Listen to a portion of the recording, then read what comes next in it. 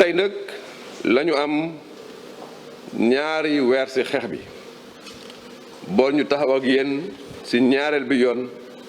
pour waxtaan ak yéen waxtaan bu gën a yaatu jox leen lépp loo xamante ne yaakaar nañ ne war ngeen ko xam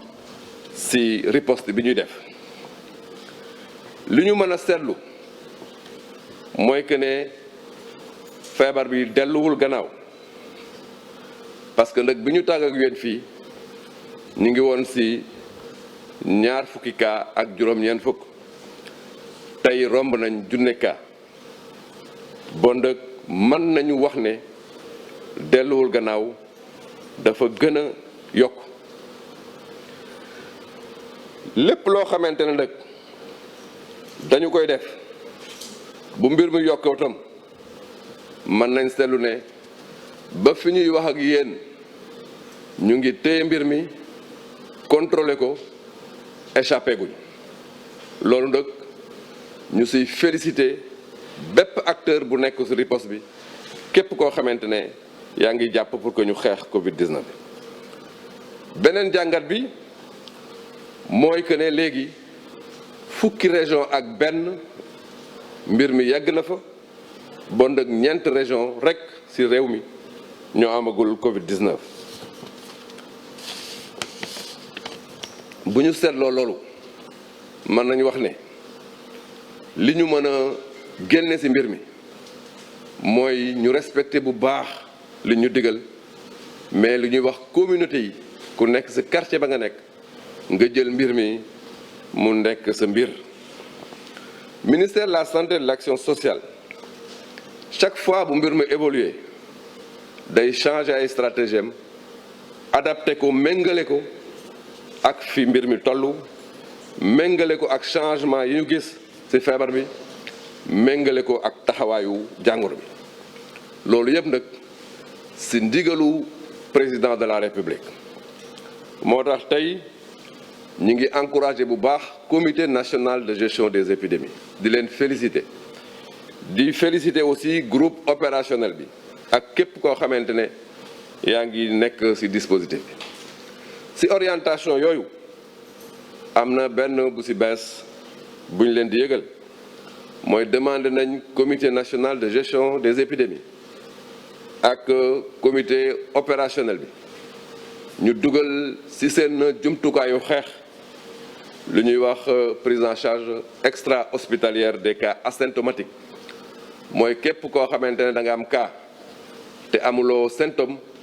mën nañ la jël en charge foo xamante ne du hôpital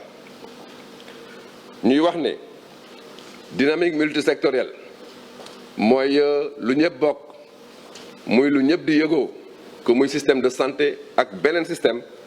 nekk na loo xamante ne mooy doon atu majeur bi xamante ne mooy tax ñu gagné mbir mi. gis nañ ni feebar baa ngi yokk ci Sénégal gis nañu aussi lim bi yokku na ba multiplier nañ ko par juróom benn ci wàll ñi nga xam ne am nañ feebar bi mais aussi si ñi nga xam ne wér nañu. damay wax ni aussi même su fekkee li ñuy wër bëri na il faut que ñun suñu li ñu gën a ëpp solo mooy cas yu bees yi lu ñuy def ba nga xam ne cas yi nga xam ne dina wàññeeku parce que gis nañu fan yi cas yi ñu am mi ngi yokku bés bu ne. ci wàllu aussi ñi faatu ci weeru avril bi am nañ ci juróom-ñett parce que weer bi ñu mujjee ñëw fii benn rek la ñu amoon donc yokk nañ ci juróom-ñett mooy loo xam ne aussi am na solo et di jaale famille yi nga xam ne ñoo gaañu yëpp di leen ñaanal yàlla xare leen àjjana. ci wàllu gox yi nga xam ne aussi ñoo am feebar bi ñu ngi woon ci juróom-ñaar léegi jàll nañ ci juróom-ñett gox région yoo xam ne am nañ ko si suñu district yi nga xam ne aussi ñu am ci Sénégal ñu ngi woon si ñaar fukk ak ñeent léegi ñu ngi jaar si fanweer ak ñett région yoo xam ne am nañu kii bi feebar bi. ci wàllu góor ak jigéen yi nga xam ne ñoo am feebar bi presque dañu méngale parce que li ci góor yi ñoo ëpp tuuti jigéen yi mais bu ñu xool ci statistique bi presque benn la. feebar bi nag ñi mu gën a laal si suñu statistiques yi mooy ñi nga xam ne dañu am ñaar fukk ak juróomi at ba ñeent fukk ak juróomi at ci loolu presque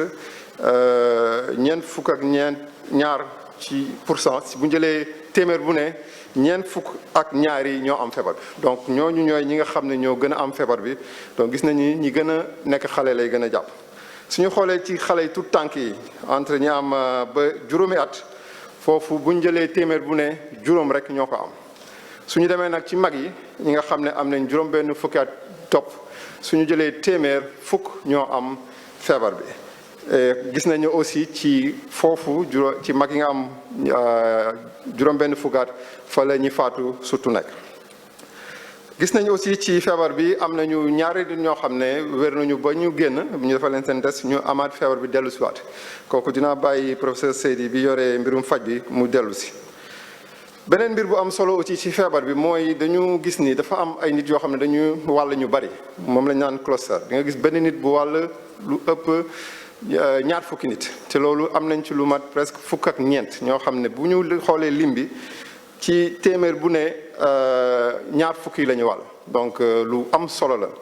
te loolu bu ñu ko xoolee peut-être ci wàllu dëkkin bi la kër yi ni ñuy nekkee ci kër yi ak kër yi ni ñu ciy bëree mais également am na yoo xam ne ci wàllu ay kilifa diine la aussi ñoo xam ne ñoo amoon feebar bi te gis nañ ñi nga xam ne ñoo leen di wër mais aussi am nañu ci cas yi benn centre d'appel foo xam ne dañu fay dajale ay surtout ay xale ñuy wuyu téléphone di joxe ay renseignements donc am nañ ci cas yi donc cluster yooyu dafa am solo ci wàllu feebar bi te ci Sénégal loo xam ne war nañ ko xool bu baax a baax ci ñi nga xam ne nag ñoo mooy ñi ñaan contact yi mooy ñi nga xam ne ñoo taxoon ñi am feebar bi fi mu nekk nii ñi ngi si juróom-ñeenti junni ak juróom-ñaari téeméer ak benn ñoo xam ne bii feebar bi tàmbalee ba léegi ñooñu la ñu gis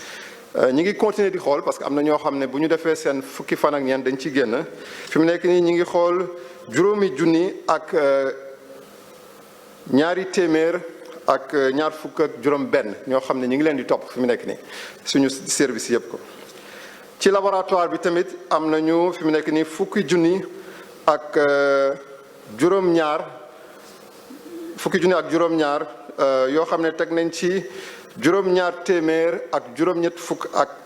juróom-ñaar yoo xam ne def nañ ko ci depuis bi mbas mi commencé et ci wàllu test yooyu nag li ñuy wax mooy ñi ñu testé mooy ñi nga xam ne surtout mooy ñi nekk contact yi loolu la ñu yokk parce que gis nañu comme mbas bi cas yi bëri na donc contact yi dafay gën a yokku donc test yi foofu la ñu ko yokkee donc stratégie bi nga xam ne moom la ñu commencé woon moom la ñuy continuer ba léegi ci wàllu bërëbu fajukaay yi am nañu juróom-ñetti gox yoo xam ne foofu la ñu am ay bërëb yoo xam ne foofu la ñu fajee maladie ci boobu am nañu ñaar fukk centre yoo xam ne foofu la ñuy faje nit yi ci Ndakaaru rek am nañ ci fukk ak benn yoo xam ne bërëb yu ñuy faje nit yi mu nekk ci hôpital Fann am nañ ci ñett mooy service maladie infectieuse bi réanimation réanimation bu Fann bi ak centre hospitalier de Malte am nañ aussi bu nekk Dalal Jàmm Diamniadio principal am nañ fa ñaari centre service maladie infectieuse bu principal ak seen réanimation bi hôpital général Grand Yoff hôpital Dantec ak clinique du Golf aussi am nañ fa centre am nañu aussi benn centre bu ñu tijji boobu dafa xaw a particulier tuuti mooy hôpital psychiatrique mooy ñi nga xam ne dañu am problème xel foofu dañu fa am ñaari malade yoo xam ne dafa am benn accompagnant bu leen wàll donc foofu comme faj bi dafa xaw a am particularité donc ñooñu dañ leen téye ci centre ba yónnee leen ay jumtuwaay ak ay nit yu leen di jàppale pour ñu faj leen ci foofu am nañ nag centre boo xam ne pare na boobu amagul malade mooy bu nekk hôpital régional de Thiès donc bu ñu gisee ni feebar baa ngi yokku donc cas yaa ngi yokku donc dañu xalaat ni dañu am problème mu place parce que li am solo surtout mooy ñu bañ a handicapé c'est-à-dire gàllankoor fajum hôpital bi parce que du Covid rek mbas bi rek moo am ci Sénégal am na yeneen feebar yu fi nekk te ñooñu il faut ñu faju donc loolu tax na ba am nañ ndigal si suñu njiit ministre de la santé pour ñu xool feneen foo xam ne du hôpital war nañ fa mën a faj nit yi donc loolu gis nañ ci am na aéroport bu Léopold Sédar Senghor foofu am na benn hangar boo xam ne njiitu réew bi président Macky Sall jox nañu ndigal pour ñu def ko installé nañ ko ba pare l'armée aussi jox nañu ñaari bërëb yoo xam ne dañ koy jël mooy seen centre bu nekk centre d'entraînement bi nekk Thiès ak benn centre boo xam ne mi ngi ca Guéréo foofu dinañ fa mën a aussi jël en charge nit yi li ñu mën a dalal xel yi rek mooy centre yooyu dinañ fa jël nit yi nu mu waree donc dinañ fa yóbbu ay docteur dañ fa yóbbu ambulance teg fa donc foofu ñi nga xam ne feebar bi daanu leen am na ñoo xam ne am nañu jàngoro bi mais amuñu benn mandarga seen yaram wala ñi nga xam ne mandarga bi néew na ñooñu lañ fa bëgg a yóbbu ba nga xam ne suñu l'hôpital yi dañu fay yóbbu ñi nga xam ne ñoo gën a sonn donc loolu dinañu dimbali lu baax te bu ñu xaymaa li ñu fa am ci lal am nañu ñeenti téeméeri lal foofu donc loolu di nekk loo xam ne dina am solo bu baax a baax donc di vraiment di gërëm forces armées parce que jàppale nañu bu baax ci liggéey bi ci wàllu nit ak ci wàllu personnel. may terminer rek ci ndigalu ministre de la santé di remercier aussi Croix-Rouge parce que Croix-Rouge am na aussi rôle bu mag bu mu am ci mbas mi parce que dafa ñu jàppale ñoom ñoo nekk suñu wet centre de santé yëpp centre de traitement yëpp même ba suñu liggéey au niveau du centre des opérations d'urgence ñi ngi fa di ñu jàppale bu am solo. di fàttali ne cas yaa ngi yokk loolu moom dëgg la waaye su fekkoon mesures yi ñu jëloon début bi jëluñ ko woon dina doon gën a yokk que nii. lii nag day wone rek ne feebar bi moytu mu law ci dëkk bi moo gën di mbiru faj bi am na sa ñoo xam ne ñu ngi théoriser ñu bàyyi ko mu continuer moo gën waaye feebar boo xam ne mun na la dal ñaari yoon ñetti yoon fukki yoon su continuer kooku moom day indi musiba am na yeneen yu ma ci mënoon wax waaye il faut que ñu raccourcir durée d'intervention xëy na dina am yeneen jotaay yu ñu ci mën a wax. faj bi nag ñun hydroxychloroquine bi ñu waxoon ñu utiliser nañ ko am na fu ñu ko utiliser boole ko azithromycine gis nañ ne résultat yi soo amee joxe chloroquine moo gën a baax soo joxee chloroquine ak azithromycine it moo gën a baax si lu mat ñetti 300 mooy ñetti junne defe naa xaw ma ñetti téeméer ak juróom benn fukk ak juróom-ñaari nit bi ñu analyser effets secondaires yi et loolu dafa am importance parce que feebar bu mel ni mënoo ko faj garab gi di indi lor loolu moom kenn du ko nangu 12 personnes ñoo ci am lu leen neexul 12 personnes yi amul kenn ku ci am lor bu rëy ñoom ñëpp bi ñu arrêté seen traitement wala ñu continuer ko même jeex lépp dëñ ci donc garab bi lu ñu mën a wax lu baax la te it supporté nañ ko waaye dafa laaj surveillance automédication waruñ ko jël gis nañ sax ñi nga xam ne teel nañ faju seen durée traitement mooy gën a gàtt ñooñu en général 8 jours mooy durée médiane de traitement su loolu passé faj bi nu mënta demee dina am ñoo xam ne duñ ci sauvé ñooñu nag am na ñoo xam ne du hôpital am na ñu faatoo hôpital ci réanimation waaye réanimation am na ñu fa wér it génn fa di vraiment remercier service réanimation service professeur Kane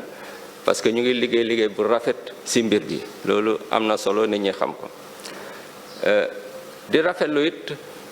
liggéey bi may def ak Institut Pasteur de Dakar ñëpp ñu ngi jàpp ci liggéey may Institut Pasteur de Dakar nga xam ne institut bu mag la ñëpp xam ko ci àdduna ki ko jiitee di docteur Amadou Sall mi nga xam ne vraiment amatul dara lu muy prouver ci wàllu liggéeyam ci wàllu domaine de compétence am di remercier nag ñëpp ñi nga xam ne ñu ngi jàpp ci liggéey bi à commencer par collaborateurs yi ministère de la santé ak presse bi di remercier it chef de l'État ndax jàpp bu mu jàpp ci liggéey bi jërë ngeen jëf merci beaucoup. ma taxaw tuuti rek ci rôle bi nga xamante ni ministère de la santé dénk na ko SAMU ci prise en charge bi ci épidémie bi mooy d'abord mooy appel yi nga xam ne dañ koy jot appel yooyu sax suñ koy jot ñun sax loolu suñu liggéey la waaye ci ministère de la santé ci biir épidémie bi am na benn cellule d'alerte bu ñu fa taxawal. bi nga xam ni docteur El Hadj Mamadou Ndiaye moo ko jiite ñun suñu jotee alerte yooyu nit ñu feebar dinañ leen faj dinañ apporter suñu réponse waaye dinañ leen ko envoyer ñoom ñooy def liggéey bi ci war mooy valider mais également daal di digtal district yi.